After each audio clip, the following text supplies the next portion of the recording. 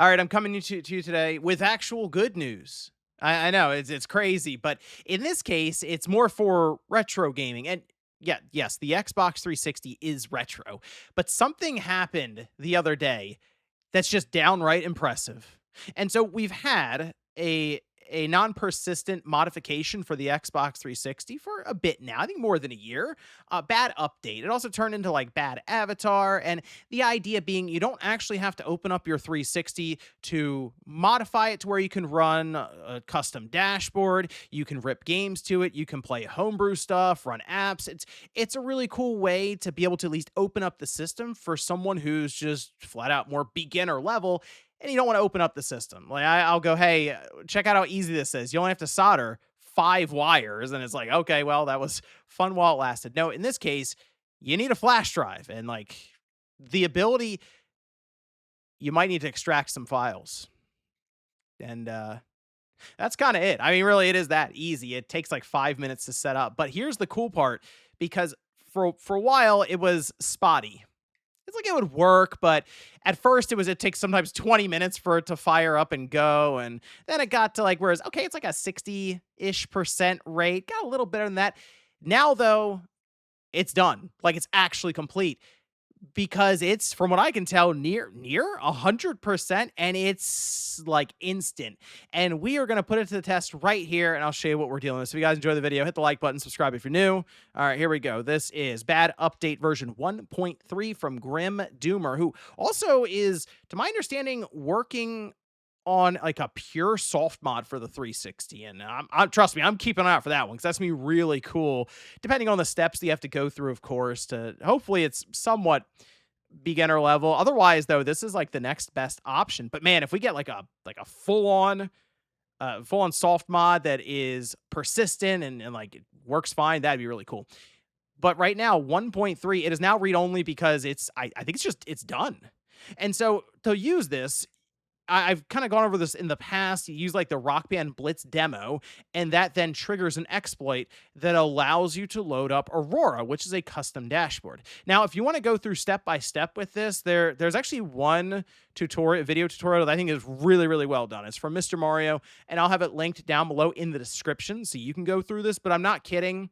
5 or 10 minutes. And a lot of that is really just getting the files, downloading them, and then dragging and dropping them onto a flash drive. You don't even need like a super fast flash drive. None of the files are very big, and the Xbox 360 is like using old USB like speeds anyway and compatibility. So it's like you can use a pretty standard USB 2.0 that you may have laying around somewhere. But once you move everything over, like it's super easy. So what I thought we would do is let's try it out right now. And we're going to do this in real time. I don't want to cut anything so you can see where we are with this at this point. So 360 controller will fire it up. This is through the capture card, so take a minute to do that. I'm also going to rip a game, or at least set it up, since I just picked up The Amazing Spider-Man. I found it at a local store secondhand. Used games, right? What's that? So I went ahead and picked it up. I thought it'd be really cool. I mean, Spider-Man Brand New Day came out. There's a lot of Spider-Man buzz going on. So, I thought it'd be cool to add to the 360 collection there. Got to get the used games while you can. Okay, so let me go back. I'm not going to sign in or anything. We'll go up here to games, my games. This is with the flash drive plugged in. This is an Xbox 360 Slim system, 250 gigabyte model. Okay, so there's Rock Band Blitz. We'll launch that guy. Give it a minute here. And we'll go through.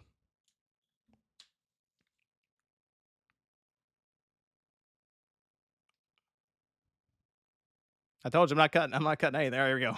And press A to start. It's gonna run the exploit, and there it goes. It just launches. Like that's it. Before, I'm telling you, there were times where I would sit here like, I think this is gonna launch. Minute or two goes by, and it'll throw up there it is, the CPU key and DVD key. But you can see the console type is Trinity. And that's it. This is not persistent. It just tells you all the extra stuff there. Otherwise, though, you press back on the controller, which I'll do right there, and it'll kick me in a moment into Aurora. Now, you do have to run through this setup every time you turn the 360 off and then back on.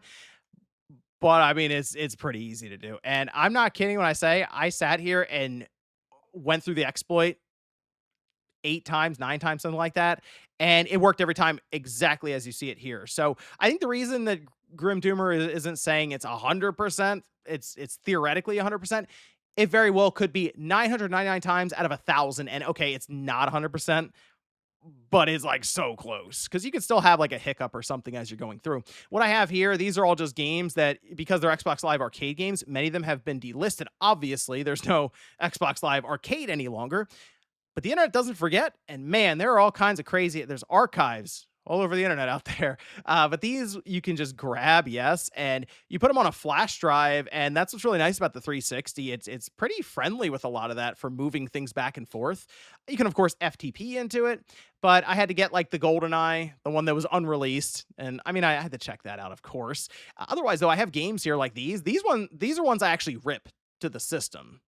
So you can, and again, people will of course download them online and move them over. Hey, as all digital future on the way, so do what you got to do there. And then you can also play original Xbox games because there is compatibility files that have been moved over now, and like the homebrew community for the 360 is crazy.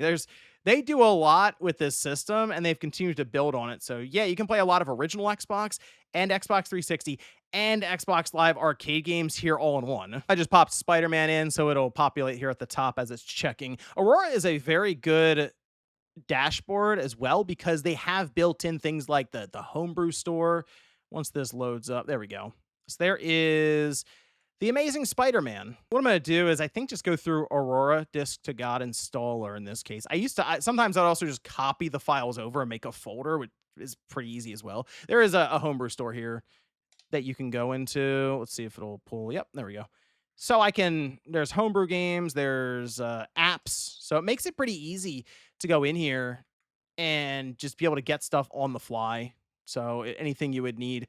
In that case, I think they even have a bunch of emulators you can grab if you wanted to test out the 360 and see how it runs certain things. It's better at some than others. I will say it's interesting to see like a PS1, emulator.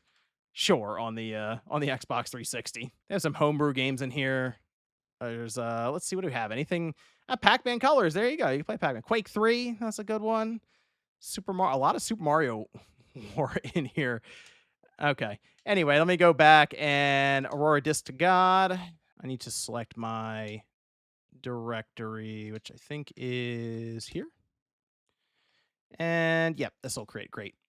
Okay, that's it. Now it's gonna read the disk.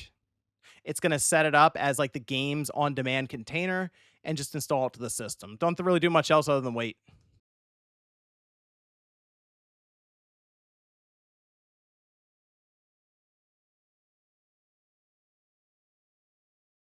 All right, there we are. It's all done. Let's scan for new content and go back. I got to remove Spider-Man.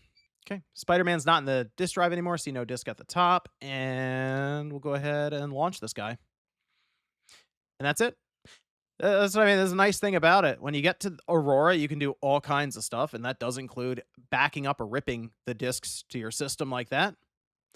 And you can also obviously go online and find things that are delisted or just backed up on the internet. One game I am looking for right now on the 360, and I want to get it physically, of course. I'm starting to build up a bit of a 360 PS3 collection now because I do think that's a generation that's going to be looked at a bit more, we'll say, in the collector's market because of all the shops being gone at this point digitally. It's actually the Simpsons game. That's one that I kind of remember from back in the day, but I never really owned it or anything. I just remember seeing it a lot and playing it through a rental. Like, we would rent games back then still. And that was one I always saw up on the shelf and thought it looked really cool. Okay. There we go. We're in. I'll save it to the hard drive. And that's it. It'll play normally there. So we would still be able to install games to the hard drive on the 360 back in the day. It'll play like that. It just doesn't need the disc in the drive at all anymore. And then when you're all done and you're ready to go back to the dashboard or we're at home, yes, and it'll just take me right back. So really, really cool stuff, though, that we are to this point where it is that easy. So now pretty much anyone, without having to open the system, solder wires, JTAG the thing, do all this crazy stuff that was required before, Now it really is down to a flash drive, just a USB 2 flash drive they may have laying around in the drawer. You need to be able to store less than, I want to say, 500 megabytes of data, and most of that is Rock Band Blitz. And that's it. You're off and running. So really cool. Just wanted to bring this to you guys' attention that modification for bad update is now done. And it works near 100%. So check it out. If you've been curious about modifying a 360, the door is wide open to that. And you can basically explore now the entire homebrew scene for that system. But let me know what you guys think about this one down below in the comments. Thank you so much for watching, and I'll see you next time.